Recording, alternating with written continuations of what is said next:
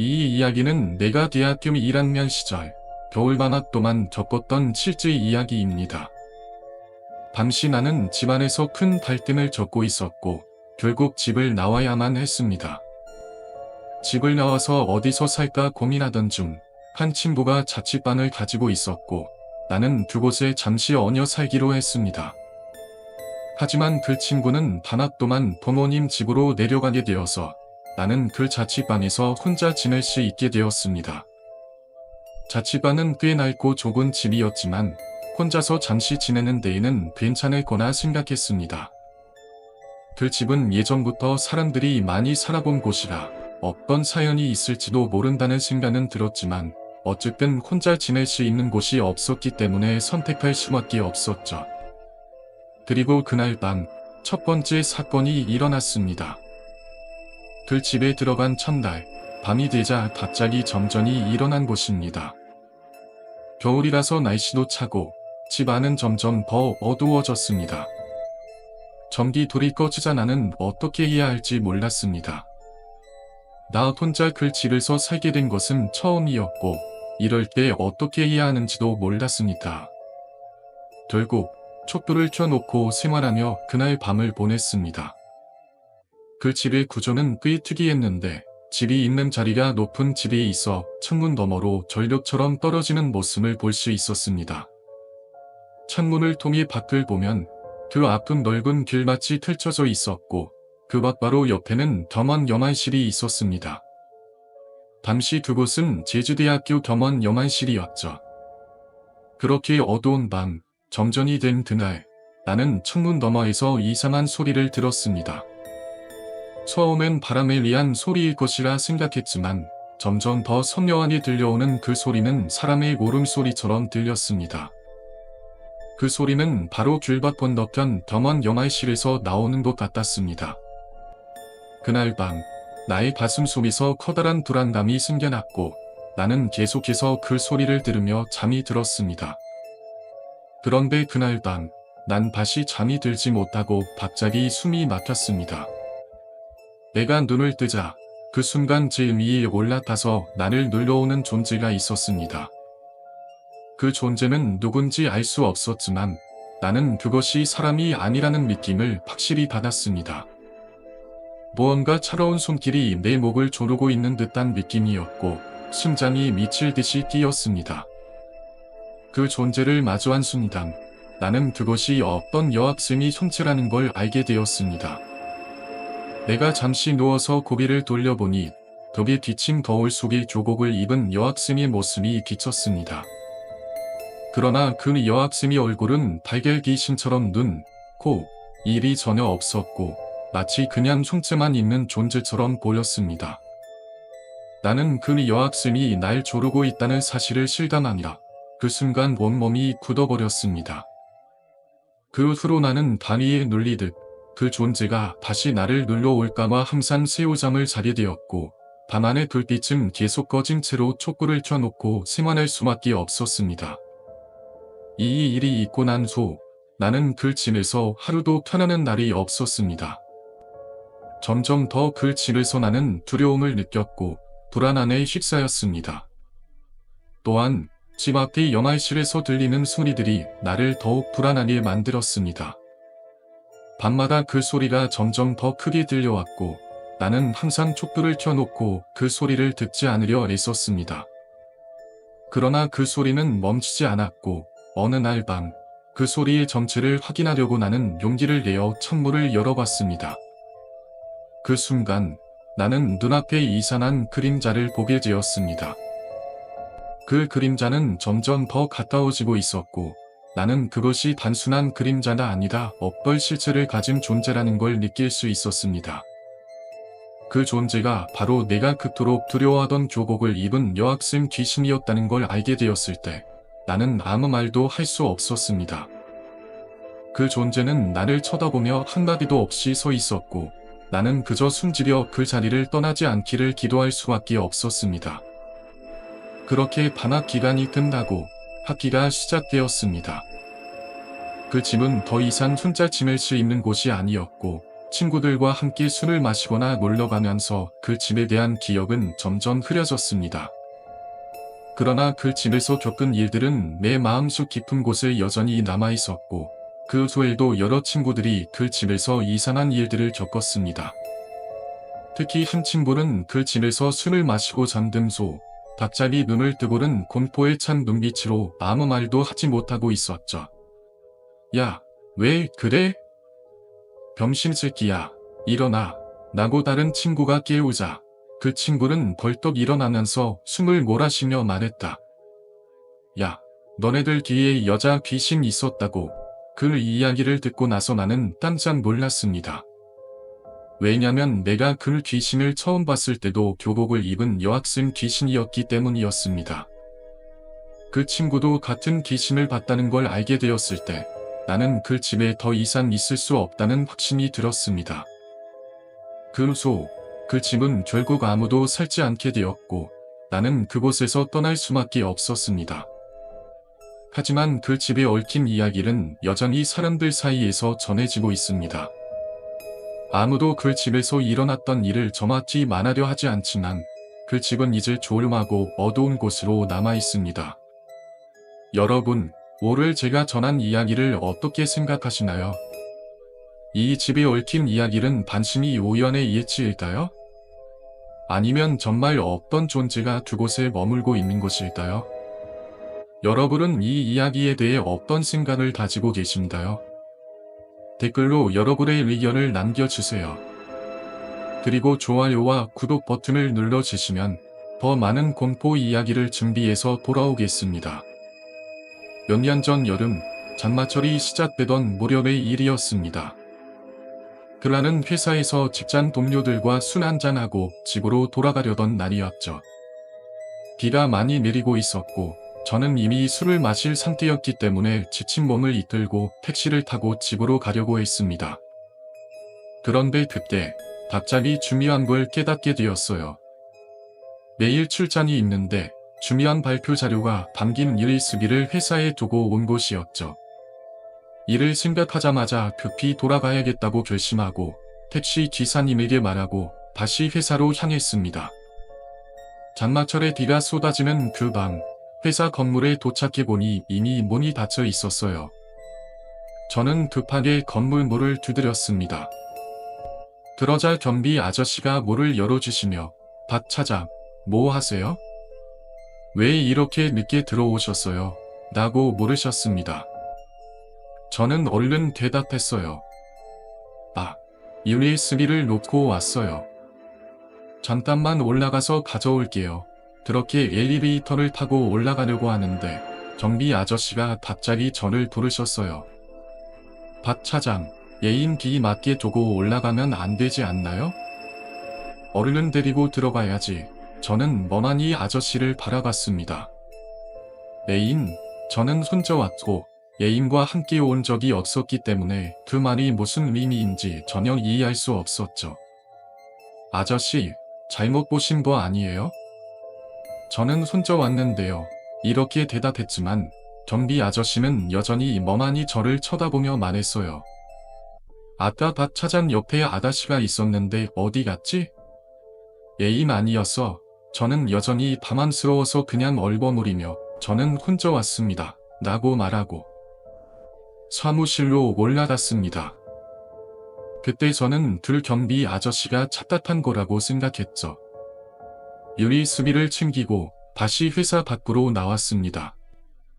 비는 여전히 내리고 있었고 저는 택시를 장악했습니다. 택시 기사님에게 목적지를 말하고 잠시 눈을 붙였어요. 술을 마셨기 때문에 피곤했거든요. 그렇게 눈을 감고 잠시 자고 있었는데 갑자기 키 하늘 소리와 함께 몸이 앞으로 쏠리며 조수석에 부딪혔습니다. 순간적으로 주변을 둘러보니 방면북로 선보판에 차가 멈춰 있었고 기사님은 떨리는 목소리로 저에게 물었습니다. 손님, 아까 붉은색 옷 입은 여자분이랑 같이 타지 않으셨어요? 저는 깜짝 놀라며 대답했어요. 아니요, 저는 혼자 탔어요.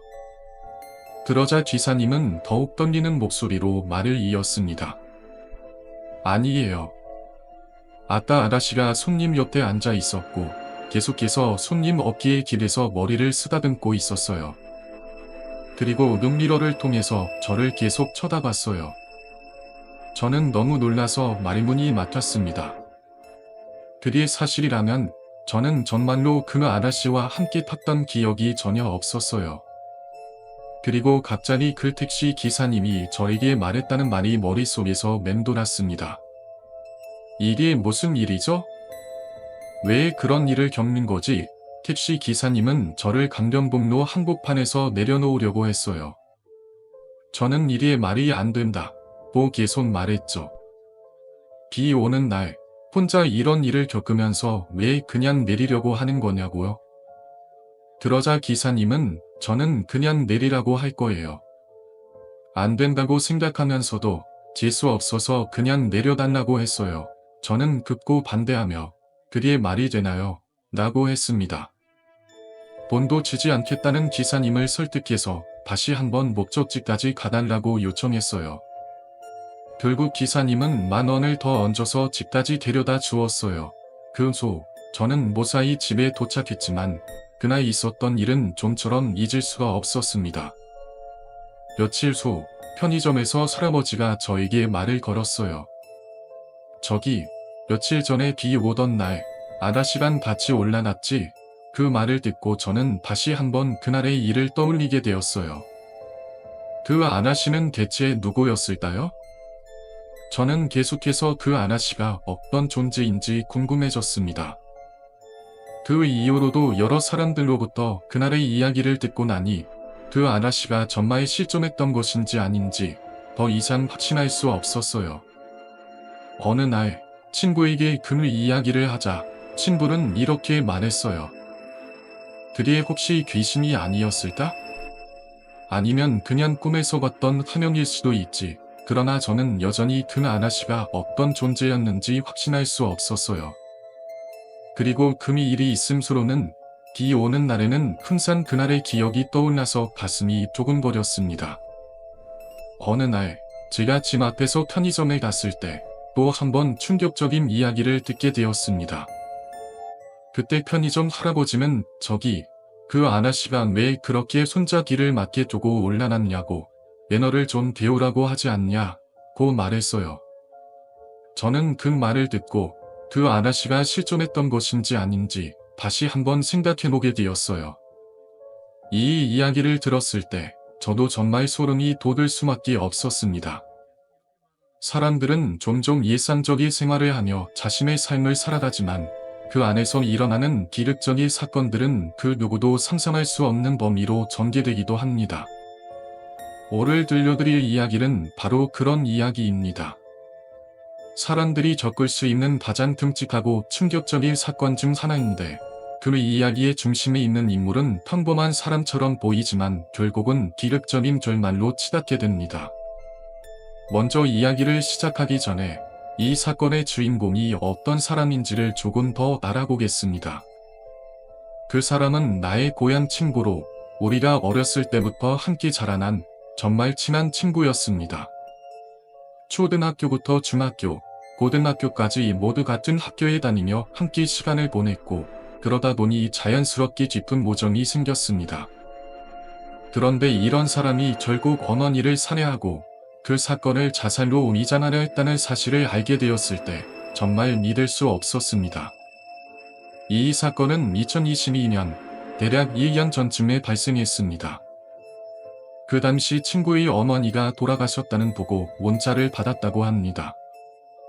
그런데 이 친구가 보내진 보고 문자는 그날의 충격을 여전히 잊을 수 없게 해줍니다. 평소에도 바쁜 일정을 보내고 있었기 때문에 그 당시 장례식에 참석하지 못하고 보고 문자만 받았다고 했습니다. 그리고 시간이 지나면서 그 친구는 어머니를 잘 보내지 못한 죄책감에 시달렸습니다. 그렇게 몇 달이 지나고 그 친구의 어머니 장례식이 진행되던 중 이상한 일이 발생했습니다. 장례식에 많은 동창들이 참석한 가운데 갑자기 경찰들이 장례식장에 들이닥쳤습니다. 경찰들은 그 친구를 현장에서 체포했다고 합니다. 그 당시 장례식장을 방문했던 다른 동창들도 그 상황을 목격했다고 전해지고 있습니다. 이 사건이 처음 밝혀졌을 때 사람들은 그 친구가 어머니를 살해했다는 사실에 깜짝 놀랐습니다. 경찰은 사건을 조사하면서 점차 수상한 점을 발견하게 되었고 그 친구의 범행이 밝혀졌습니다. 이 사건의 발생 원인은 생각보다 더 충격적이었습니다.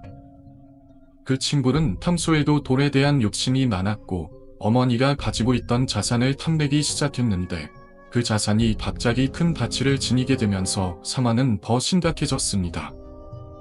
그 친구는 경제적인 이유로 어머니에게 금전적으로 의존했습니다. 어머니는 그런 아들의 요청을 거절할 수 없었습니다. 그리고 그 아들은 점점 더 큰 돈을 요구하게 되었고 그 요구는 끝이 없었습니다. 어머니는 그런 아들에게 계속해서 돈을 융통해 주었지만 결국 한계가 오고 말았습니다. 어머니는 더 이상 아들에게 줄 수 있는 돈이 없다고 밝혔고 그 아들은 분노하게 되었습니다. 결국 그는 극단적인 선택을 하게 되었고 그 선택은 바로 어머니를 살해하는 것이었습니다. 그는 몽둥이를 들고 어머니의 뒤통수를 가려댔고 그로 인해 어머니는 그대로 쓰러져 숨을 거두었습니다. 하지만 그 아들은 이 범행을 자살로 위장하려 했습니다. 그는 어머니의 시신을 두고 다른 곳으로 술을 마시러 갔다가 돌아와서 자살로 위장했습니다. 이후 경찰이 이를 조사하게 되었습니다. 하지만 경찰은 사망 사고에 대한 의심을 품고 수사를 시작했습니다. 어머니의 머리에는 명백히 몽둥이에 의한 상처가 있었고 단순히 넘어져서 생긴 상처는 아니었습니다. 이 수상한 점을 발견한 경찰은 계속해서 그 친구의 행적을 추적했습니다. 결국 경찰은 그 아들이 자살을 위장하려 했다는 사실을 밝혀냈습니다. 그의 행동은 점차적으로 수많은 증거들에 의해 드러나게 되었고 경찰은 그의 범행을 밝혀내기 위해 집중적으로 수사를 했습니다. 이 사건은 결국 그 아들의 탐욕과 분노가 초래한 비극적인 결말로 끝났습니다. 어머니의 죽음은 그 아들의 욕심과 집착에 의해 발생한 것이었고 그로 인해 많은 사람들이 충격을 받았습니다. 이 사건은 단순히 한 가정의 비극이 아니다. 인간 본성의 어두운 면과 욕망이 어떻게 사람을 변화시킬 수 있는지를 잘 보여주는 사례였습니다. 그 친구의 범행이 밝혀지고 나서 이 이야기는 많은 사람들에게 충격을 주었습니다. 그의 범행은 단순히 금전적인 이익을 위해서였지만 결국 그로 인해 그의 삶은 완전히 파괴되고 말았습니다. 어머니는 더 이상 이 세상에 없고 그 아들은 자신의 행위로 인해 인생을 망쳤습니다. 이 사건을 통해 우리는 돈과 욕망이 얼마나 큰 파괴력을 가질 수 있는지를 깨닫게 되었고 욕망의 눈이 멀어 사람을 해치는 일이 얼마나 끔찍한 결과를 초래할 수 있는지를 알게 되었습니다. 이 사건이 끝난 후 그 친구의 가족은 큰 충격에 빠졌고 그가 저지른 죄에 대한 죄책감과 후회가 가슴에 남았습니다. 그리고 그 친구의 동창들도 그 사건을 떠올리며 깊은 슬픔에 빠졌습니다. 그들은 그 친구가 이렇게까지 나쁠 선택을 할 줄은 상상할 수 없었기 때문입니다. 결국 이 사건은 그 지역 사회에도 큰 영향을 미쳤고 많은 사람들이 인간의 욕망이 어떻게 인간성을 잃게 만드는지를 돌아보게 되었습니다. 이 이야기는 정말로 잊기 어려운 사건들로 가득 차 있습니다. 사건의 진실이 밝혀지면서 사람들은 경악할 수밖에 없었습니다. 일단 사고가 발생한 이유부터 이야기하겠습니다.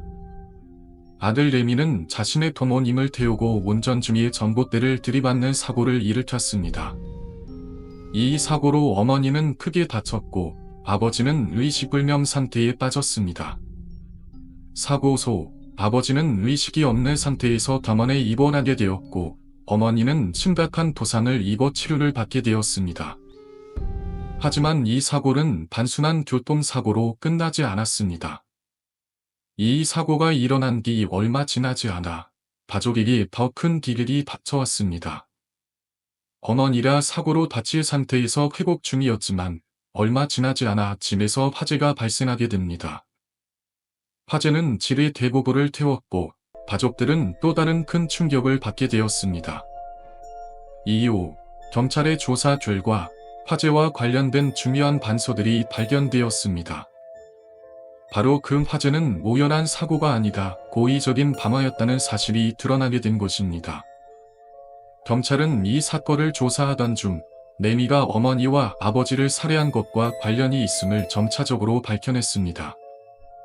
그렇다면 왜 레미는 부모를 죽이기로 결심했을까? 사건을 더 파고들다 보니 그 이유가 명확하게 드러나기 시작했습니다. 레미는 사실 부모에게 큰 금전적인 지원을 받으며 살아왔습니다. 특히 어머니는 레미가 주식에 손을 대고 빚을 지기 시작한 이후에도 그를 도와 카페까지 차려주었습니다. 그러나 레미는 그 돈을 주식 투자에 계속해서 사용하였고 결국 그는 거액의 빚을 지게 되었습니다. 그가 빚을 갚을 수 있는 방법은 단 하나, 바로 어머니의 보험금을 노리고 어머니를 죽이는 일이었죠. 그리고 아버지까지 의식불명 상태로 만들면서 그는 보험금을 가로채려 했던 것입니다. 그 당시 레미는 보험금이 크게 나온다는 사실을 알고 있었고 어머니의 죽음으로 인해 자신이 얻을 수 있는 금액이 얼마나 큰지 계산하고 있었습니다. 보험금은 그의 빚을 갚을 수 있는 유일한 방법이었고 그는 그 방법을 위해 자신의 어머니를 죽인 것입니다. 하지만 아버지가 의식불명 상태로 쓰러지자 그 사건은 레미에게 또 다른 충격적인 변화를 가져왔습니다. 아버지가 깨어나면서 레미는 자신이 저지른 일에 대해 전혀 예상하지 못한 결과를 맞이하게 되었습니다. 어머니를 죽인 뒤 레미는 보험금을 받고 빚을 갚을 수 있을 거라고 생각했지만 모든 것이 그가 예상한 대로 진행되지 않았습니다. 아버지가 의식이 돌아오면서 그가 알게 된 사실은 바로 아들이 자신의 아내를 살해한 것이라는 충격적인 진실이었습니다. 아버지는 아내를 잃고 아들이 범인이라는 사실을 알게 되면서 그 순간부터 그는 자신이 겪은 가장 큰 고통을 느꼈을 것입니다. 결국 레미는 경찰에 의해 체포되었고 살인 혐의로 조사를 받게 되었습니다. 하지만 이 사건은 단순히 범죄의 연대기를 넘어서 그 가족이 깊은 갈등과 비극적인 결말을 보여주었습니다. 이 사건은 단지 한 사람의 욕망이 어떻게 사람들을 죽음으로 몰고 갔는지를 보여주는 것뿐만 아니라 인간 내면의 어두운 면을 깊이 들여다볼 수 있는 지혜를 제공합니다. 레미가 이처럼 끔찍한 일을 저지른 이유는 금전적인 욕망이었고 이 욕망이 그를 어떻게 변하게 만들었는지를 보여줍니다. 또한 부모와 자식 간의 관계에서 어떻게 갈등이 생기고 그로 인해 얼마나 기력적인 결과가 발생할 수 있는지를 잘 보여줍니다. 한편 이 사건은 사회에 큰 충격을 주었고 많은 사람들이 그 사건의 진실을 알아내려고 했습니다. 그러나 이 사건이 사회적으로 큰 이슈화되지 않은 이유는 사람들이 그 사건의 심각성을 제대로 이해하지 못했기 때문일 수도 있습니다. 그 당시 레미가 살았던 동네에서는 이 사건에 대해 거의 알려지지 않았고 사건의 진실이 널리 퍼지지 않았습니다. 그 사건은 기사화되었지만 사람들의 관심을 끌지 못한 채 빠르게 잊혀졌습니다. 이 사건의 이야기를 전해준 형님도 그 당시 레미가 옆집에서 살았던 아이였다는 사실을 알고 있었지만 이 사건을 들었을 때 그가 얼마나 충격을 받았는지 잘 기억한다고 했습니다. 형님은 그 사건에 대해 이야기하면서 사람들이 오해할 수도 있지만 자신은 레미가 살인자로 드러난 것을 알고 있다는 것을 이야기해 주었습니다. 형님은 그때 군대에 있을 때 레미의 이야기를 처음 들었고 그 당시의 느낌은 정말로 소름 끼쳤다고 했습니다.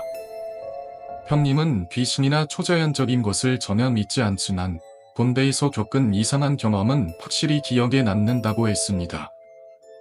형님은 해병대 수술대에 있었고 군대에서 겪은 기이한 경험을 이야기해 주었습니다.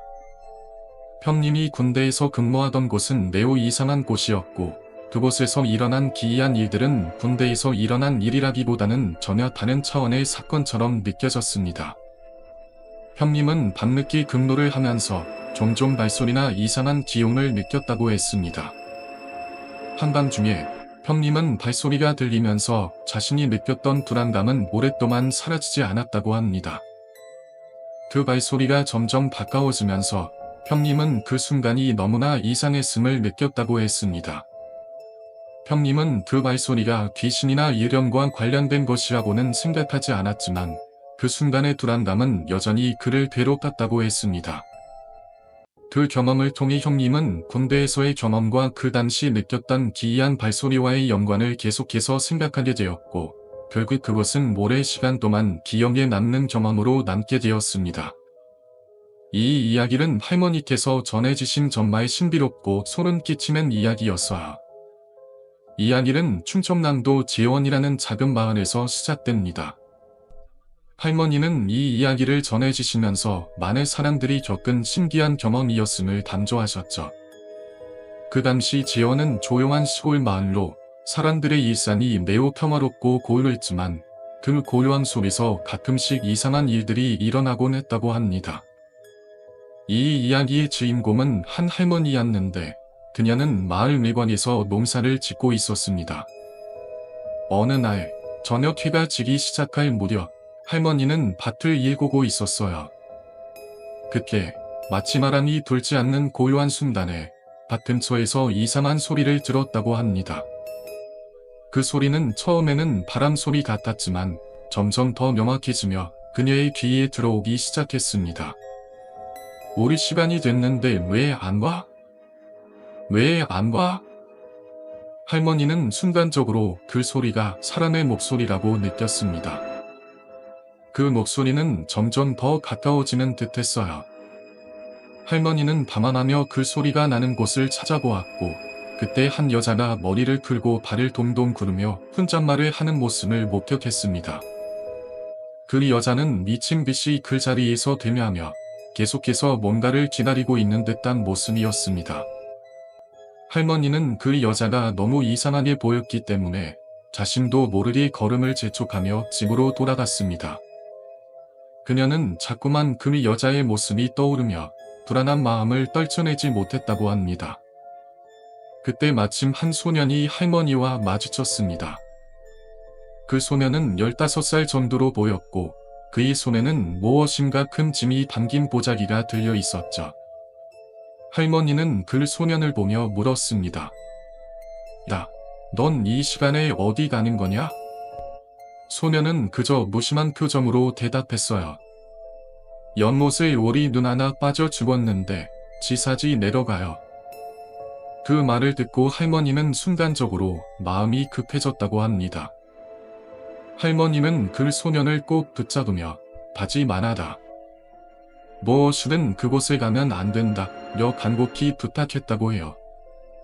그러나 소년은 할머니의 말을 듣지 않았고 그대로 연못으로 향해 갔습니다. 그 후 일어난 일은 상상할 수 없을 만큼 끔찍했죠. 소년이 연못으로 향한 뒤 며칠 후 마을 사람들은 그 소년과 그의 누나에 관한 소문을 듣게 되었습니다.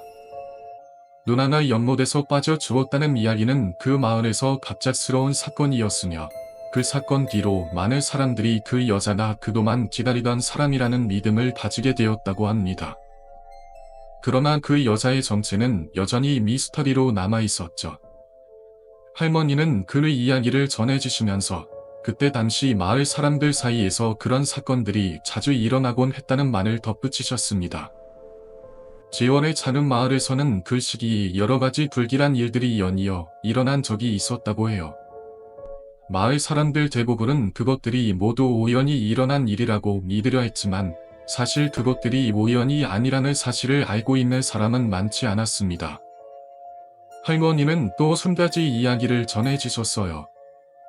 그것은 그 여자가 나타나기 전에 마을 근처에서 어떤 이상한 일이 있었다는 이야기였죠. 바로 마을 사람들이 자주 가는 숲 근처에서 소리가 나는 것 같다는 이야기였어요. 그곳에서는 항상 기묘한 소리나 발자국 소리가 들렸고 때로는 보지 못한 손길이 물건을 옮기는 듯한 소리도 들려왔습니다. 그 소리를 들은 사람들은 대개 그 자리를 피하기로 했고 그곳에 가까이 가지 않으려 했죠. 어느 날 숲 근처에서 사라진 물건들을 찾아 헤매던 한 사람이 있었습니다. 그는 숲에서 갑자기 나타난 불빛을 보고 그것을 쫓아가게 되었죠. 그리고 그 불빛을 따라 나던 그 사람은 결국 숲의 깊은 곳에서 여자가 나타나는 모습을 보게 되었습니다. 그 여자는 불빛 속에서 미소를 지으며 말없이 서 있었고 그 사람은 순간적으로 그 여자의 얼굴을 보고는 정신을 잃고 말았습니다. 그 사람이 의식을 되찾았을 때 그는 바로 숲을 떠나지 않으면 안 된다는 단한 충동을 느꼈다고 합니다. 이러한 사건들이 잇따라 발생하면서 지원의 마을 사람들은 점점 더 불안해지기 시작했습니다. 사람들이 속속 숨이나 강가에서 사라졌고 마을 주변은 점점 더 혼란스러워졌습니다. 사람들은 이제 그 여자의 존재를 확신하게 되었고 그녀를 잃어버린 영혼이라고 불렀습니다. 그녀는 자신이 기다리고 있는 사람들을 찾기 위해 아무리 시간이 지나도 계속 그곳에 나타난다고 했죠. 할머니는 이 모든 이야기를 전하면서 그 여자가 정말로 어떤 존재인지는 아무도 알 수 없다고 하셨습니다. 하지만 그 여자가 나타날 때마다 불길한 일이 일어났다는 것은 확실한 사실이었죠. 그 여자가 계속해서 기다리고 있는 동안 마을 사람들은 점점 더 고립되고 혼란스러워졌습니다. 시간이 흘러 그 여자의 이야기는 마을 사람들의 입에서 입으로 전해지며 전설이 되어 갔습니다. 사람들은 그 여자가 아직도 그곳에서 기다리고 있다는 말을 믿지 않으려 했지만 여전히 마을 곳곳에서 그 여자의 정체를 추적하려는 사람들의 이야기가 떠돌았다고 합니다. 할머니께서는 이런 이야기들을 저에게 전해주시면서 그 여자가 누구인지, 왜 그녀가 그곳에서 기다리고 있는지, 그 이유는 아무도 알 수 없다고 말씀하셨습니다. 하지만 할머니는 마지막으로 이런 말을 하셨죠. 혹시나 그 여자가 정말 우리를 기다리고 있었던 거라면 누군가는 그 미스터리를 풀어야 할 거야. 그날 그 여자가 기다리던 사람은 누구였는지, 그 일이 어떤 의미가 있었는지를 말이야. 이 이야기를 듣고 나서 저는 그 여자의 존재와 그 미스터리에 대해 여러 가지 생각을 하게 되었어요. 할머니의 이야기는 단순히 과거의 사건에 그치지 않고 지금도 계속해서 사람들에게 영향을 미치고 있다는 것을 느꼈습니다. 이 이야기는 단순한 전설이 아니다. 아직도 그 미스터리가 풀리지 않을 사건이라는 사실이 저에게 큰 충격으로 다가왔습니다. 부산 전포도의 길은 어두컴컴하고 고요했다. 밤이 짙을수록 더욱 고요해지는 그곳에서 나는 마치 누군가가 나를 지켜보고 있다는 불안감을 느꼈다. 그날도 평소와 다름없이 늦을 시간에 가리에서 식사를 마친 뒤 집으로 돌아가고 있었다. 거리에 사람이 하나 없었고 가로등은 희미하게 불빛을 뿜어내며 어둠 속을 비추고 있었다. 나는 무심코 걷기 시작했지만 점점 발걸음이 더딘 느낌을 받았다. 마치 발이 땅에 묶인 듯한 기분이었다. 나도 모르게 주변을 살피며 걷기 시작했다. 전혀 이유도 없이 바람 한 점 없는 그 날씨 속에서 차가운 기운이 느껴졌다. 그것은 마치 오래된 기억이 되살아나는 것처럼 몸 안에서부터 차가운 떨림이 시작되었다. 나는 두려움을 느꼈지만 그 당시에는 그저 별일 없겠지라고 생각하며 계속해서 발을 옮겼다. 그때 내 시선이 멀리서 무엇인가를 발견했다. 어두운 골목길에 서 있는 한 남자가 있었다. 그는 길을 지나던 사람도 차량도 없는 그곳에서 한참을 서 있었다. 처음에는 그저 지나가는 사람일 거라고 생각하며 무시했지만 뭔가 이상한 점을 느꼈다. 그 남자는 너무나도 고요하게 서 있었고 그의 얼굴은 그림자 속에서 보이지 않았다. 불길한 느낌이 들었다. 그 남자의 모습이 마치 나를 기다리고 있는 듯한 느낌이 들었고 나는 그에게서 눈을 뗄 수 없었다. 그 남자가 조금씩 내 쪽으로 다가왔다. 걸음걸이는 느리고 그의 몸은 어딘지 모르게 기틀거리며 나를 향해 다가왔다. 가까워질수록 그 남자의 모습은 더욱 왜곡되어 보였다.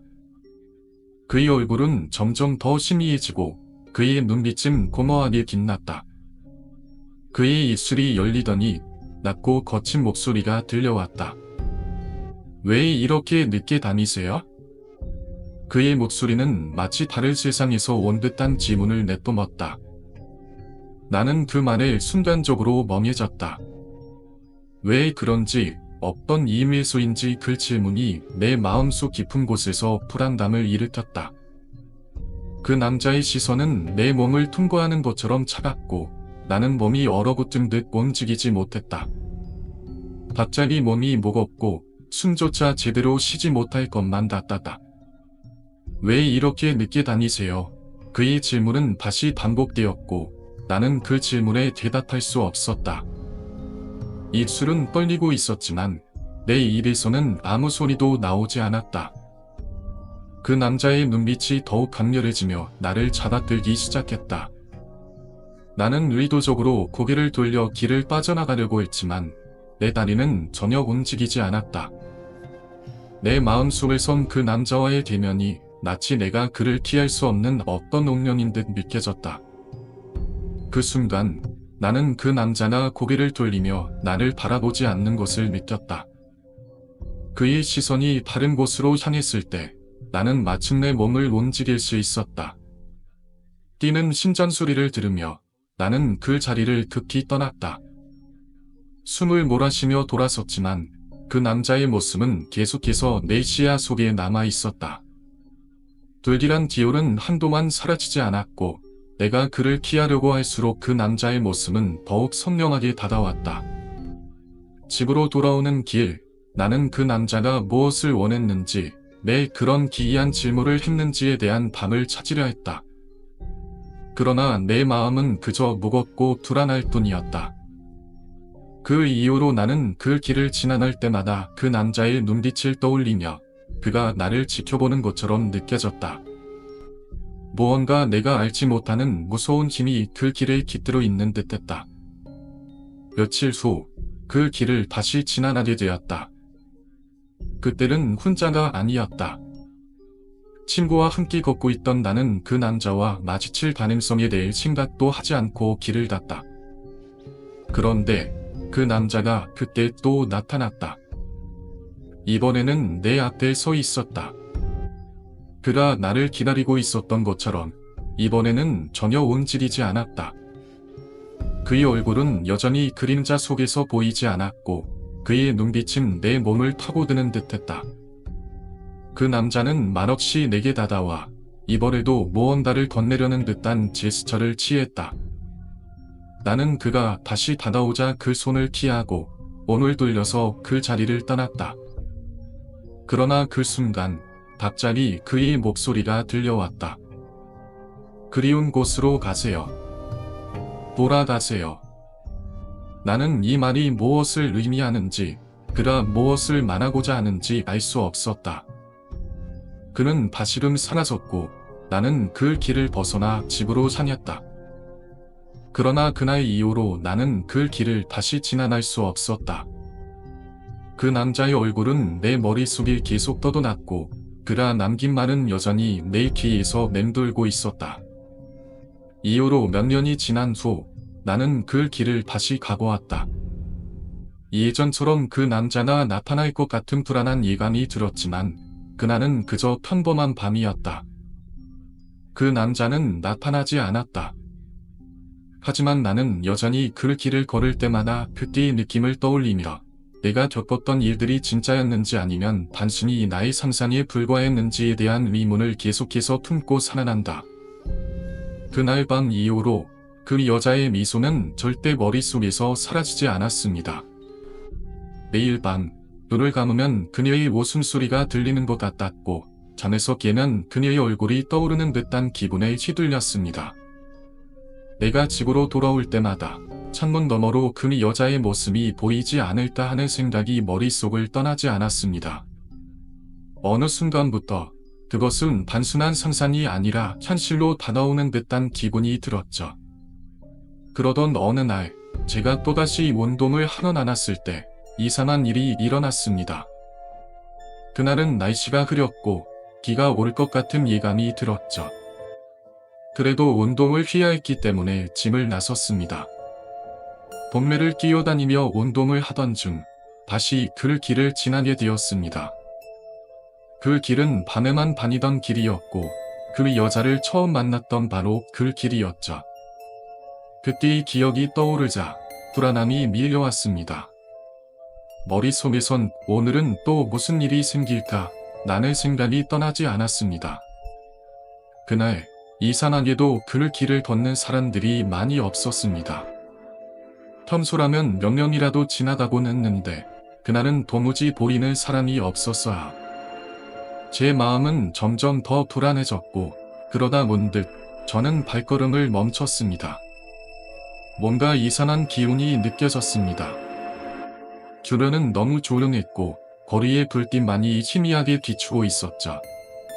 이때 뒤에서 누군가 다가오는 소리가 들렸습니다. 발소리가 점점 가까워지자 제 심장은 빠르게 뛰기 시작했습니다. 나는 두려움에 떨며 뒤를 돌아보지 않으려고 애썼습니다. 하지만 그 순간 누군가 내 이름을 부르는 소리가 들렸습니다. 접니다. 그 목소리는 너무 낮고 쓸쓸하게 들렸습니다. 마치 오래된 친구처럼 친숙하면서도 동시에 너무나도 섬뜩한 무엇인가 불길한 느낌을 주는 목소리였죠. 저는 아무런 생각 없이 고개를 돌렸습니다. 그리고 그 순간 저는 또다시 그 여자를 보았습니다. 이번엔 얼굴을 하얗게 칠한 여자가 아닌 더 많은 사람들이 그 길을 걷고 있었습니다. 모두 검은 옷을 입고 있었고 그들은 천천히 고요하게 걸어가고 있었습니다. 너무 많이 찾아왔다. 왜 또 여기서? 그들은 아무 말 없이 제 앞을 지나쳤고 그들은 제가 알던 그 길을 지나서 멀리 사라졌습니다. 그 순간 저도 무심코 발걸음을 옮겼고 다시 운동을 계속하려 했습니다. 그런데 그 뒤에서 여전히 어떤 낯선 기운이 저를 따라오고 있다는 느낌이 들었죠. 곧바로 집으로 돌아가기로 결심하고 그 길을 빨리 지나가려고 했습니다. 그날 밤 저는 집으로 돌아온 후에도 계속 그들을 생각했습니다. 그 여자는 누구였고 그 남녀는 무엇을 하고 있던 걸까? 그리고 그 사람들이 지나갈 때마다 나는 왜 그렇게 두려웠던 걸까? 모든 것들이 너무 기묘하게 느껴졌습니다. 잠을 자려는 순간에도 제 머릿속엔 그들의 모습이 떠올랐고 그 여자의 웃음소리가 귓가에 맴돌았습니다. 그 미소 속에서 느껴지는 불길함과 그 사람들이 계속해서 나를 따라오는 듯한 느낌은 점점 더 강해졌습니다. 며칠 후 저는 다시 그 길을 지나기로 결심했습니다. 이번엔 다르게 생각했죠. 이것이 내가 피할 수 없는 운명이라면 차라리 나도 직면해야 할 때가 온 것 같다. 그렇게 스스로 다짐하며 그 길을 지나가게 되었습니다. 하지만 그 길에서 또 다른 일이 벌어졌습니다. 저는 그 길을 다 지나치지 못하고 다시 한번 그 여자를 마주쳤습니다. 이번엔 그 여자가 서 있던 곳에서 조금 더 멀리 검은 옷을 입을 사람들이 서 있었습니다. 그들은 제가 가까워지자 갑자기 모든 시선을 저에게 고정시켰습니다. 그들의 눈빛은 그때처럼 차갑고 그 어떤 감정도 느껴지지 않았습니다.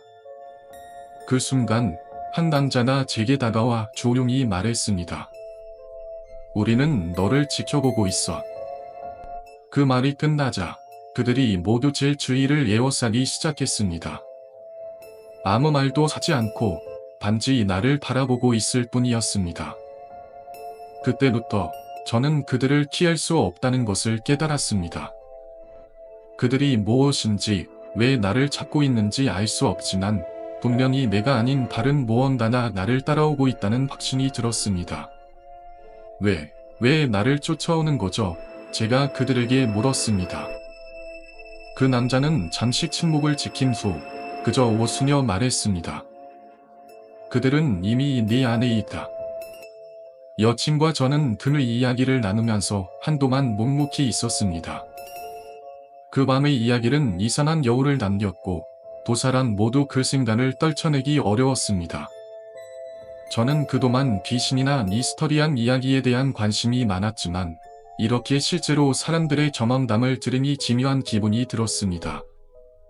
정말로 이 세상엔 우리가 알지 못하는 혹은 이해할 수 없는 존재들이 있을지도 모른다고 생각하게 되었죠. 그날 밤, 집에 돌아와서도 생각이 잠시 가시지 않았습니다. 여자친구가 말했던 그 친구의 이야기가 계속해서 머릿속을 맴돌았습니다. 그리고 그 친구가 귀신을 보고 나서 갑자기 변했던 모습, 점차 안색이 나빠졌던 일이 생각났습니다. 혹시 그 친구가 본 귀신이 정말로 존재하는 것일까? 아니면 단지 마음속에서 만들어낸 환상일까? 저는 이 물음에 대해 답을 찾으려 해도 답이 나오지 않아 더 복잡한 생각만 들었습니다. 그러다가 문득 그날 밤의 상황에서 제가 빠뜨린 한 가지가 떠올랐습니다. 그 친구가 말한 귀신은 과연 그냥 환상일까? 아니면 실제로 그 친구가 어떤 이유로 귀신을 보게 된 걸까? 그 친구는 다른 사람들과 대화를 나누는 게 힘들어졌고 결국 학교를 그만두고 마을에서 사라졌다는 말에 저는 더 이상 그의 이야기를 무시할 수 없었습니다. 그리고 얼마 후 또 다른 일이 벌어졌습니다. 어느 날 제가 친구와 함께 도심을 거닐다가 오래된 건물 근처를 지나가게 되었습니다. 그 건물은 오래된 선정들이 밀집해 있는 곳으로 낮에도 은산한 분위기를 풍기고 있었습니다. 건물의 창문은 거의 모두 닫혀 있었고 지나가는 사람들도 그곳을 지나칠 때마다 잠시 발걸음을 멈추곤 했습니다. 왜냐하면 그 건물에는 마치 무언가가 살아있는 듯한 기운이 느껴졌기 때문입니다. 그때 친구가 말을 꺼냈습니다. 저기, 너 저 건물 알아? 저는 그 건물이 아무리 생각해도 낯이 익었고 무엇인가 기억이 나는 듯했지만 곧 떠오르지 않았습니다. 친구는 그 건물에 대해 얘기하면서 그곳에서 이상한 일이 있었다는 이야기를 해주었습니다. 그 건물은 오래된 상점들이 밀집한 곳인데 몇 년 전까지만 해도 그곳에서 많은 사람들이 일하며 살아갔습니다. 그러나 어느 날 갑자기 그 건물에서 불길한 일이 발생했죠. 사람들이 하나둘씩 사라지기 시작했으며 사라질 사람들은 돌아오지 않았습니다. 이 일로 인해 사람들은 그 건물이 저주받은 곳이라는 소문을 퍼뜨리게 되었습니다. 그리고 그 후로 그 건물은 아무도 들어가려 하지 않게 되었죠. 그 이야기를 듣고 저는 그 건물에 대한 호기심을 떨칠 수 없었습니다. 무언가가 그곳에서 일어난 것 같다는 느낌이 들었습니다. 그 이야기를 들은 후 저는 그 건물을 다시 한번 지나가면서 열심히 살펴보기로 결심했습니다. 그날 밤 저는 다시 그 건물 근처를 지나갔습니다. 길을 따라 걸으면서 한 번 더 그 건물을 바라보았죠. 그 건물의 창문들은 모두 텅 비어 있었고 주변은 매우 고요했습니다. 그런데 갑자기 저 멀리서 불빛이 깜박이는 게 보였습니다. 어두운 밤하늘을 배경으로 그 불빛은 마치 살아있는 것처럼 불규칙하게 흔들리고 있었죠. 순간 저는 그 불빛이 나를 부르고 있다는 느낌을 받았습니다. 이곳에서 무엇인가 끔찍한 일이 벌어졌다는 사실을 알리고 싶어 하는 것 같았습니다. 저는 무서운 마음에 다시 그 길을 지나가려고 했지만 이상하게도 몸이 움직이지 않았습니다. 저도 모르게 발이 멈춰 있었고 불빛을 향해 끌려가고 있었습니다. 불빛이 점점 가까워질수록 그 불빛의 주체가 무엇인지 궁금해졌습니다. 혹시 그 불빛은 사람의 영혼이 남긴 흔적일까? 아니면 단순히 자연적인 현상일까? 제 머릿속엔 그 불빛을 해석할 수 있는 방법이 없었고 그저 두려움만 커져갔습니다. 그 순간 저 멀리서 갑자기 발소리가 들렸습니다. 그 소리는 처음엔 아주 작게 들렸지만 점차 가까워지며 점점 더 명확해졌습니다. 그 발소리는 점점 더 다가오며 제 주위를 에워싸기 시작했습니다. 저는 순간적으로 그 발소리의 주인공이 누구인지 알아챘습니다. 그 소리는 어릴 적 본 영화에서 들었던 비슈의 발소리와 똑같았기 때문입니다. 순간 제 몸은 굳어버렸습니다. 발소리가 점점 더 가까워지면서 그 소리가 저를 둘러싸고 있음을 알게 되었습니다. 그 발소리는 곧 멈췄습니다. 저는 그제야 주위를 둘러보았지만 그 누구도 보이지 않았습니다. 마치 그 발소리는 공기 속에 스며든 듯한 느낌을 주었습니다.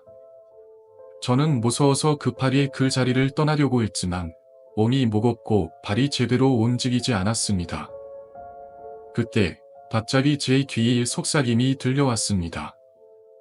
그것은 분명히 저를 두르고 있었고 그 소리는 마치 제 귀 속에서 울리는 듯했습니다. 떠나지 마. 나와 함께 가자. 그 속삭임이 계속해서 들리자 저는 그 자리를 떠날 수밖에 없었습니다. 그리고 결국 저는 빠르게 그 자리를 벗어나게 되었습니다. 돌아서서 그곳을 다시 바라보았지만 그 불빛은 더 이상 보이지 않았습니다. 마치 처음부터 그 자리에 존재하지 않았던 것처럼 모든 게 사라졌습니다. 그 훈련병이 말한 대로 귀신은 사람에게 직접적인 해를 끼치지 않는다고 했지만 그가 말한 시간대와 상황을 듣고 나니 그것은 단순히 미로가 되지 않았습니다. 귀신이 나타나는 시간대가 밤 12시에서 새벽 4시, 그야말로 사람의 정신이 가장 혼란스러울 때인 셈입니다. 밤새워 근무를 서던 군인들, 특히 그런 훈련병처럼 귀신을 보게 된 사람들은 점점 더 그 자리를 피하게 되었다고 합니다. 그리고 그 표지판을 없앤 이후에는 그나마 귀신의 출현이 줄어들었지만 여전히 그곳에 대한 불안은 가시지 않았습니다. 그 이야기를 들은 후 저는 그 훈련병의 경험이 어쩌면 단순한 상상이 아닐지도 모른다는 생각을 하게 되었습니다. 귀신은 그저 눈에 보이지 않는 존재일 뿐만 아니다. 그 존재가 사람의 마음을 얼마나 단하게 흔들 수 있는지도 알게 된 순간이었죠. 그리고 그 군대의 경험은 그저 사나이 이일 뿐, 사람들의 숨겨진 이야기들 속에 얼마나 많은 괴담들이 숨어 있을지 상상도 할 수 없었습니다. 이후로도 그 군대의 이야기는 잊혀지지 않았습니다. 그 훈련병이 말한 것처럼 귀신이 사람에게 직접 해를 끼칠 수 없다고 하더라도 그 존재가 사람의 정신에 미치는 영향은 결코 적지 않다는 사실을 다시 한번 느꼈습니다. 사람들은 그 귀신을 보고 나서 점점 더 신경이 예민해지고 일상생활에 영향을 받게 되었습니다. 그 귀신이 나타나기 전과 후로 그 부대의 분위기는 완전히 달라졌습니다. 그리고 그 후 저는 여자친구와 또 다른 이야기를 나누게 되었습니다. 그날 그녀가 겪은 일과 친구가 겪은 귀신의 사건을 들은 뒤 저는 그 경험들이 단순히 우연이 아니었음을 깨달았습니다. 친구가 귀신을 본 이후로 일어난 일들이 더 이상 단순한 사고로 치부할 수 없는 일이었다는 생각이 들었습니다. 귀신이라는 존재가 사람의 마음속에 끼치는 영향은 우리가 상상하는 것보다 훨씬 강력하고 실체 없는 존재일지라도 그로 인한 공포와 불안을 실제로 우리의 삶을 지배할 수 있다는 사실을 알게 되었죠. 그 이후에도 여러 차례 그와 비슷한 사건들이 제 주변에서 일어났습니다. 사람들은 귀신을 봤다고 주장하며 점점 불안에 떨었고 그들이 살아온 곳이나 살아가고 있는 곳에서 어떤 일이 벌어졌는지에 대한 이야기는 점점 더 기이해졌습니다. 어떤 이들은 예전부터 그곳에 귀신이 살고 있다는 이야기를 들었고 또 어떤 이들은 그저 자신의 상상에 불과하다고 주장했지만 그들이 경험한 일들은 결코 가볍게 여길 수 없었습니다. 그리고 시간이 지나면서 저는 점차 그런 이야기들을 더 많이 듣게 되었습니다. 친구들 사이에서 아니면 그냥 지나가는 사람들의 일에서 그런 이야기가 흘러나왔고 그 이야기들은 하나같이 공통적인 특징을 가지고 있었습니다. 귀신은 사람을 위협하거나 해를 끼치지는 않지만 그 존재가 나타날 때 사람들은 상상할 수 없을 정도로 큰 영향을 받으며 그로 인해 많은 일이 일어난다는 것이었죠. 결국 저는 그 귀신들이 단순히 존재하는 것만으로도 사람들에게 얼마나 큰 영향을 미칠 수 있는지에 대해 깊이 생각하게 되었습니다. 사람들이 느끼는 불안과 공포는 귀신이라는 존재 자체보다도 그 존재를 바라보는 사람들의 마음에서 비롯된다는 생각이 들었습니다. 귀신을 믿는 사람은 그 존재에 대한 두려움과 불안을 떨칠 수 없지만 믿지 않는 사람은 그 존재를 무시할 수밖에 없습니다. 여자친구는 그때도 말했습니다. 귀신은 사람에게 해를 끼치지 않지만 그 존재를 마주한 사람들의 삶의 변화를 가져온다는 것입니다. 그리고 그 변화를 받아들인 사람은 다시는 예전과 같은 삶을 살 수 없다는 사실을 깨달았죠. 그 말에 저는 한동안 멍하니 있었습니다. 어쩌면 그 귀신들은 실제로 우리를 위협하려는 것이 아니다. 단지 우리의 마음을 흔들어 놓기 위해 존재하는 것일지도 모른다고 생각했기 때문입니다. 그리고 그런 존재가 사람의 마음 속에 남아서 그 사람의 삶을 영향을 미치는 순간, 그 귀신은 우리의 현실에서 계속 살아남을 수 있는 것이겠죠. 저는 그날 밤 여자친구와 함께 다시 한번 그 이야기를 나누었습니다. 그리고 그 이야기 속에 숨어있는 진실을 찾으려 했습니다. 귀신은 단지 우리의 상상 속에서 존재하는 것이 아니다. 우리가 느끼는 불안과 공포 속에서 그 실체를 드러낸다는 사실을 알게 된 순간, 저는 그저 그 존재를 받아들일 수밖에 없었습니다. 왜냐하면 그 귀신들이 나타나면서도 그들이 사람에게 실제로 해를 끼치지 않는다면 그 존재의 의미는 무엇일까 하는 생각이 들었기 때문입니다. 결국 저는 그 이야기를 끝으로 귀신에 대한 두려움을 조금씩 떨쳐낼 수 있었습니다. 그들이 실제로 우리를 위협하지 않더라도 그들이 존재한다는 사실을 인정하고 그 존재를 받아들이는 것이 중요하다는 것을 알게 되었기 때문입니다. 그래서 그날 이후로 저는 그 존재를 두려워하지 않게 되었고, 그와 동시에 사람들의 마음속에 숨겨진 두려움과 불안을 좀 더 깊이 이해할 수 있게 되었습니다. 어릴 적 시골에서 자주 듣던 이야기 중 하나가 바로 산초산이라는 것입니다. 이 말이 무엇을 의미하는지 모르던 어린 시절에는 그저 사람들이 죽은 뒤 가까운 사람이 연달아 죽는다는 이야기 정도로만 생각했었습니다. 하지만 시간이 지나면서 점차 그 의미와 함께 그와 관련된 무서운 이야기들이 실제로 존재한다는 것을 알게 되었습니다.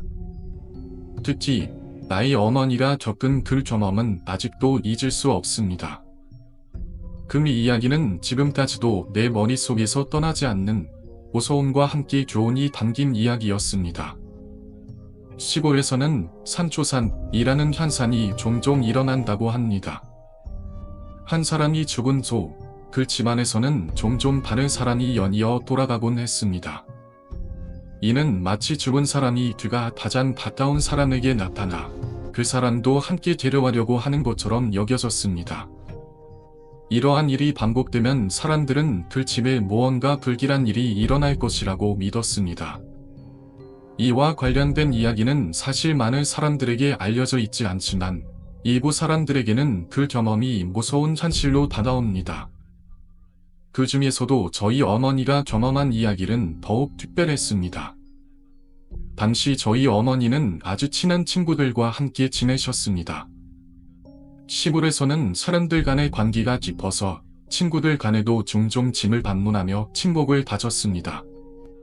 어머니께서 말씀하시기를 그 당시 아주 친했던 한 친구가 있었는데 그 친구는 집안 형편이 좋지 않았음에도 불구하고 항상 다른 사람들에게 친절하고 친절하게 대해지던 분이었습니다.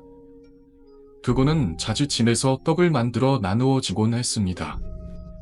떡을 만드는 재료는 그리 많지 않았지만 항상 정성스럽게 만든 떡을 이웃들에게 나누어 주며 서로 웃고 떠들었던 기억이 생생히 남아 있습니다. 그러나 어느 날 그분이 갑자기 세상을 떠났다는 소식을 들은 어머니는 큰 충격을 받았습니다. 당시 어머니는 그분과 아주 친했던 터라 그 소식은 무척이나 슬프고 충격적이었죠. 그 후 그분의 초상집에 가서 친구들과 함께 슬픔을 나누며 장례식을 준비했습니다. 그곳에서 많은 이야기를 나누니라 그분이 남긴 좋은 기억을 떠올렸습니다. 장례식을 마친 후 어머니는 집으로 돌아왔습니다. 그런데 그날 밤 어머니는 아주 이상한 꿈을 꾸게 되었습니다. 꿈속에서 돌아가신 그 친구가 환한 미소를 지으며 어머니에게 다가왔습니다. 그 친구는 어머니에게 말했습니다. 혜숙 엄마, 우리 집에 숫개떡 만들어 놓았어. 같이 가서 먹자. 그 친구는 가난했지만 항상 자기가 만든 떡을 나누어 주곤 했습니다. 어머니는 그 말을 듣고 또 떡 먹으러 가자고 라고 말하며 그 제안을 거절했습니다. 그러나 그 친구는 계속해서 어머니의 팔을 잡고 떡을 먹으러 가자며 끌어당기기 시작했습니다. 어머니는 계속해서 싫어. 나는 가고 싶지 않아. 라고 거부했지만 친구는 어머니를 계속해서 데려가려고 했습니다. 그리고 그 순간 어머니는 꿈속에서 그 친구가 이미 돌아가신 사람이라는 사실을 깨달았습니다. 나는 못 가. 라고 여러 번 외쳤지만 친구는 여전히 어머니를 끌어당기며 떡을 먹으러 가자고 했습니다. 결국 어머니는 안 갈 거야 라고 외치며 꿈속에서 깨어났습니다. 그 다음 날 어머니는 꿈에서 본 친구의 이야기를 다른 사람들에게 전했고 놀랍게도 그 꿈을 꾸고 나서 그 친구와 가까웠던 다른 사람들도 똑같은 꿈을 꾸었다고 했습니다. 그 꿈에서 나타난 친구는 모두에게 떡을 함께 먹으러 가자고 했다고 했습니다. 하지만 그 친구에게 평소에 무시당했던 사람들은 꿈속에서 그 친구가 팔을 꽉 잡고 떡을 먹으러 가자고 하는 장면을 매우 불편하게 느꼈습니다. 어느 한 친구는 꿈속에서 친구의 승복을 꽉 잡히고 떡을 먹으러 가자는 말을 거절하려고 했지만 친구는 계속해서 끌어당겼습니다. 결국 그 친구는 자신의 팔을 비틀며 꿈에서 깨어났다고 했습니다. 그리고 놀랍게도 그 친구는 깨어난 후 팔이 부풀어 오르며 붓기 시작했다고 했습니다. 이는 마치 꿈에서 일어난 일이 현실로 연결되는 듯한 기묘한 상황이었습니다. 이 이야기를 들은 다른 친구들도 마찬가지로 기묘한 일들이 일어났다고 했습니다. 그들은 모두 자기가 만든 식개떡을 그 친구의 아들에게 가져다 바쳤습니다. 그리고 떡을 놓고 그 친구의 묘 앞에 놓아달라고 부탁을 했습니다. 그 아들은 떡을 받고 말했습니다. 진짜 떡을 가져왔군요. 그 친구의 아들은 놀라며 말했다고 합니다. 1998년 부산으로 이사를 온 저희 가족은 새 아파트에 정착하게 되었습니다. 그 아파트는 완공된 지 겨우 1년이 채 되지 않은 새 아파트였고 앞에 살던 사람이 얼마 살지 않고 급히 이사를 갔다는 사실을 듣게 되었습니다. 우리는 그 아파트로 이사를 가게 되었고 그곳에서 이상한 일이 벌어지기 시작했습니다. 그 집에 이사 온 지 일주일 정도가 지나고 나서부터였죠. 어느 날 저는 제 방에서 자고 있던 중 아파트 밖에서 이상한 소리가 들렸습니다. 처음에는 아기 울음소리 같기도 하고 고양이 소리 같기도 했지만 뭔가 거슬려 잠에서 깼습니다. 눈을 살짝 떴을 때 제 몸 위에 올라탄 무언가의 존재를 느꼈습니다. 그것은 분명히 사람의 형태였는데 다리가 비 위에 꼬인 자세로 앉아 있었습니다. 그 모습은 정상적이지 않았고 이상하게 제 등 위에 앉아 있었습니다. 그런데 그 존재가 더 기이했던 것은 그 여자가 손에 마치 칼을 쥔 듯한 형태로 주먹을 쥐고 제 배를 가르는 것처럼 보였다는 점입니다. 너무 겁이 나서 그 존재가 알아채지 않도록 눈을 꼭 감고 있었죠.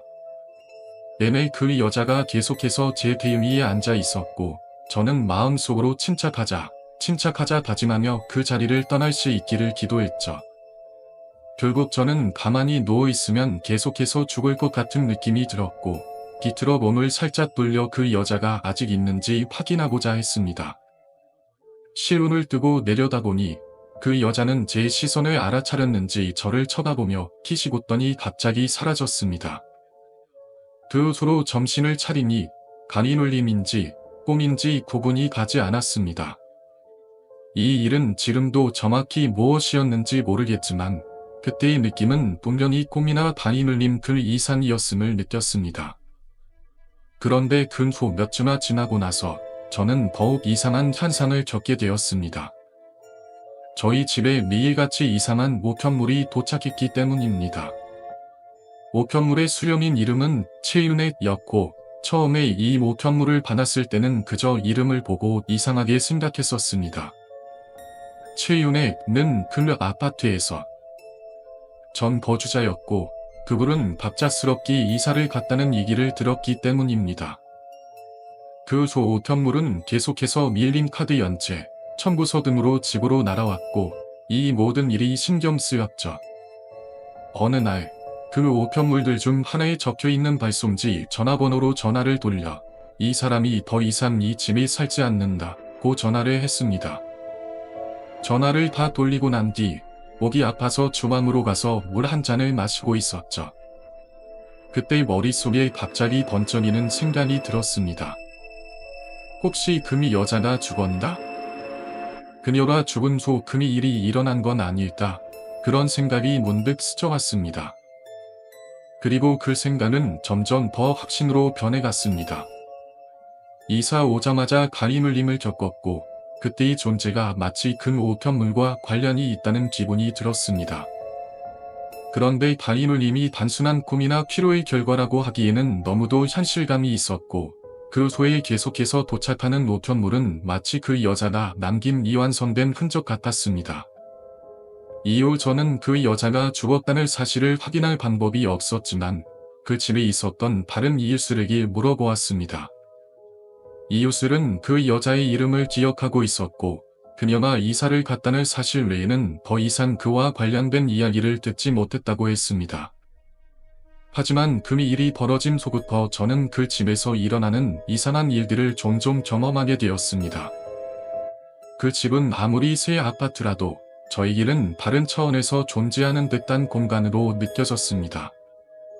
가리눌림을 겪은 이후 저는 매일 밤 그 집의 어두운 복도를 지나면서 불안한 느낌을 지울 수 없었습니다.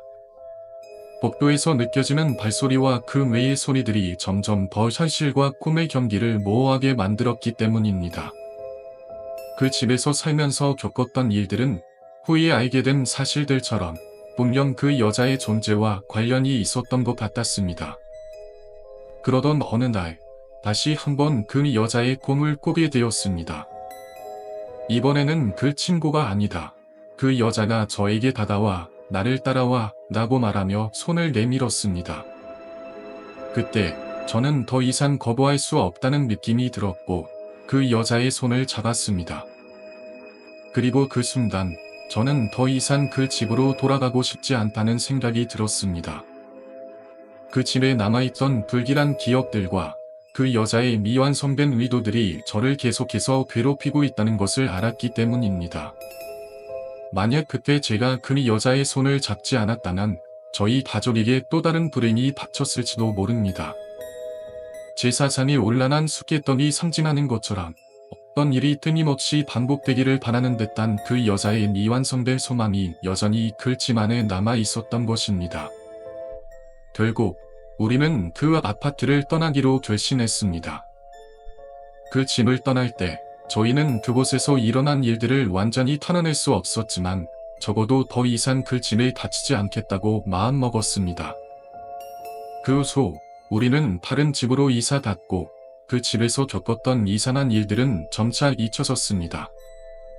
할로윈 전날 친구들과 함께 떠날 할로윈 파티 준비로 바쁘게 하루를 보내고 있었습니다. 매년 할로윈이 되면 우리는 함께 모여서 코스프레를 하고 대도시인 이태원이나 홍대에서 파티를 즐기곤 했죠.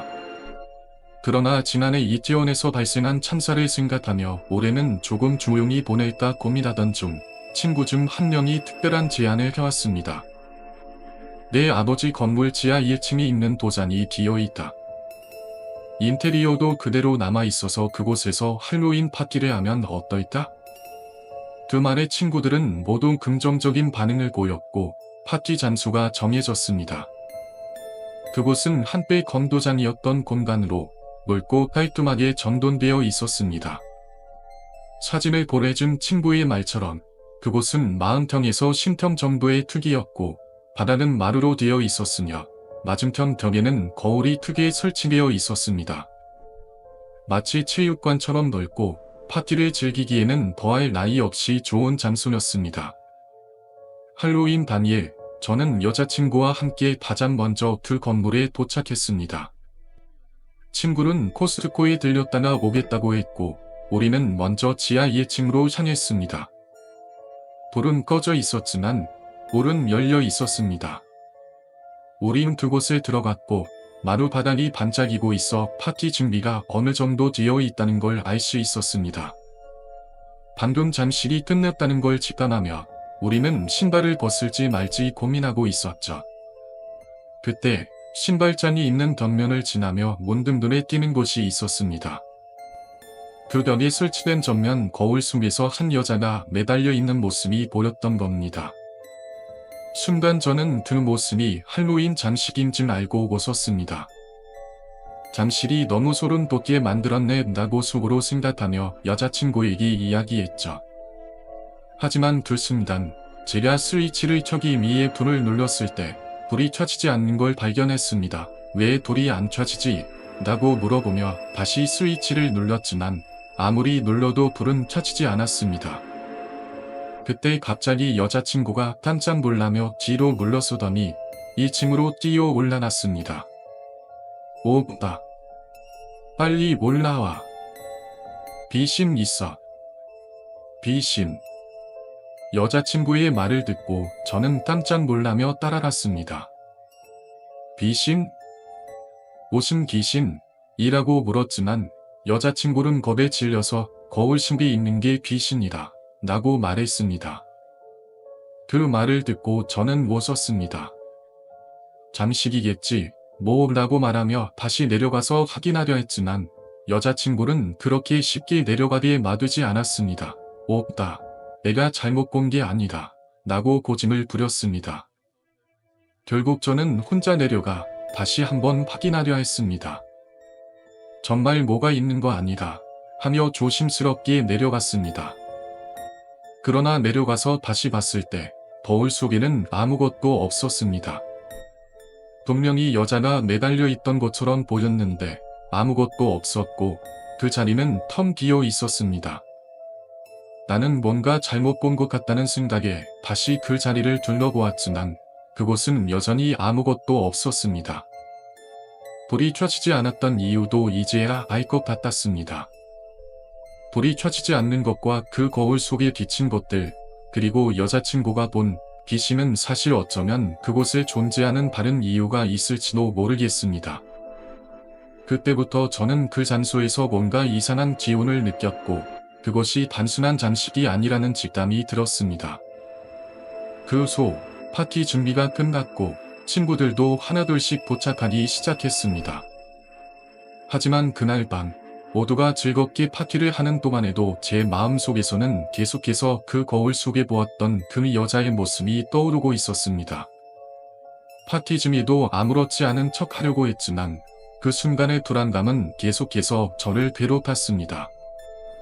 그리고 그날 이후 그 건물에서 일어난 일들에 대해 친구들과 다시 한번 이야기하게 되었습니다. 혹시 그날 우리가 본 건 단순한 장식이 아니었을 수도 있어. 제가 그런 이야기를 꺼내자 친구들은 불안한 눈빛을 교환했습니다. 그들이 말하기를 그 건물에서 이상한 일들이 종종 일어나곤 한다는 것이었습니다. 한 친구는 전에 그 건물에서 일이 끝난 후 혼자 남아있던 적이 있었는데 밤늦게 가만히 앉아있던 중 갑자기 옆에서 누군가 자신을 부르는 소리가 들렸다고 했습니다. 그 소리는 분명히 들었지만 돌아봤을 때 아무도 없었다고 말했습니다. 그때 저는 정말 너무 놀라서 친구에게 전화를 걸었습니다. 너 지금 어디야? 우리 지금 검도장에서 귀신을 봤다고 전화를 끊지 않고 친구에게 계속 묻었죠. 그랬더니 친구가 이렇게 말했습니다. 너도 봤지? 야, 그거 불 켜봐. 불 치면 없어져. 안 나오니까. 저는 그 말을 듣고 머리가 띵했습니다. 이 친구미 심각하며 야, 너 나 놀리는 거 아니지? 여기 귀신이 왜 있는 거냐고. 이런 데서 할로윈 파티를 할 생각한 너는 제정신이냐? 라고 말했죠. 그러자 친구는 잠시 침묵하다가 다시 말했습니다. 그거 다 이야기했잖아. 지난 여름휴가 때 무서운 이야기 해준 거 기억 안 나냐? 그때서야 문득 기억이 났습니다. 아, 맞다. 그 친구 아버지가 미수한 건물 지하에서 여자가 목을 메고 자살했다는 이야기가 있었습니다. 그리고 그 순간 전일이 온몸을 휘감았습니다. 그게 바로 그 건물이었구나. 지금 이 순간 내가 서 있는 그 자리에서 일어난 일들이었으니까. 그때 친구들이 하나둘 도착하기 시작했습니다. 우리는 다시 그 건물로 내려갔습니다. 모두가 모였을 때 잊을 수 없는 일이 일어났습니다. 언제 그랬냐는 듯이 불이 번쩍 켜지더라고다. 정말 순간적으로 그곳은 깜깜했던 어두운 지하실에서 환한 불빛 속으로 변했습니다. 우리는 그 불빛을 의지하며 두려움을 떨쳐내고자 했지만 마음속 깊은 곳에서는 여전히 불안한 기운이 가시지 않았습니다. 그 우리가 알게 된 충격적인 사실이 있었습니다. 그 건물의 전 주인인 건도장 관장님도 그곳에서 귀신을 보았다고 했습니다. 이 건물에서 일어났던 일이 단순한 괴담이 아니었다는 증거였습니다. 그 관장님과 그의 회원들은 종종 귀신을 목격했고 그것은 더 이상 이상한 일이 아니었던 셈이죠. 도대체 여기서 무슨 일이 일어난 걸까? 라는 생각이 머릿속을 떠나지 않았습니다. 결국 저희는 그의 이야기를 들은 그 건물의 전 주인인 친구 아버지의 일이라서 물어보았습니다. 왜 그의 이야기를 숨기고 계셨니라? 고 물었을 때 친구 아버지는 잠시 망설인 후 이렇게 대답하셨습니다. 그건 동네 사람들이 다 알고 있는 사실이다. 그래서 말하지 않았던 거다. 결국 그 건물에서 일어난 일들 때문에 더 이상 모념하지 않기로 결정한 것이다. 결국 그 친구 아버지는 그 건물을 인수하고 나서 출고비도 받지 않고 나가셨다고 했습니다. 그동안 그 건물에서 무슨 일이 일어난 건지 그 어떤 이유로 사람들이 떠나게 되었는지는 모두가 알 수 없었습니다. 그날 밤 할로윈 파티는 어쨌든 즐겁게 마무리되었지만 여자친구는 여전히 그 충격적인 경험에서 벗어나지 못하고 떨고 있었습니다. 그녀는 할로윈을 즐겼다고는 하지만 마음 한켠에서는 여전히 불안감을 떨칠 수 없었죠. 그리고 그 후로도 그 건물에서 벌어진 이야기는 계속해서 떠올랐습니다.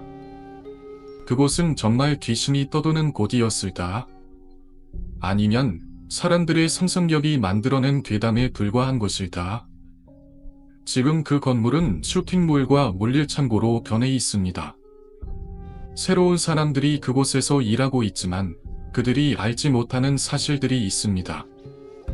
그들이 귀신을 봤다는 이야기는 전혀 모르고 있다고 합니다. 그들이 믿기는 것은 그냥 평범한 일상일 뿐 그곳에서 일어났던 미스터리한 사건들은 그들에게는 아무런 영향도 미치지 않는 듯 보입니다. 하지만 제가 그곳에 남긴 기억은 절대로 잊을 수 없습니다. 그날 이후 저는 그 건물에 대해 더 이상 생각하지 않으려고 했지만 마음 한구석에서 그 여자의 모습과 그곳에서 일어난 일들이 계속해서 떠올랐습니다. 과연 그곳에서 어떤 일이 있었던 것일까? 그 여자는 왜 죽음을 선택했을까? 그 질문에 대한 답은 여전히 찾을 수 없지만 그곳에 대한 불안감과 공포는 언제나 저를 따라다니고 있습니다. 그리고 저는 그 수로 할로윈이 다가올 때마다 그때의 기억을 떠올리며 그 건물에서 일어난 일들을 잊지 않으려 노력합니다. 하지만 아직도 그 건물과 그 장소에 대한 밤을 알지 못한 채 그 미스터리는 제 마음속에 남아 있습니다.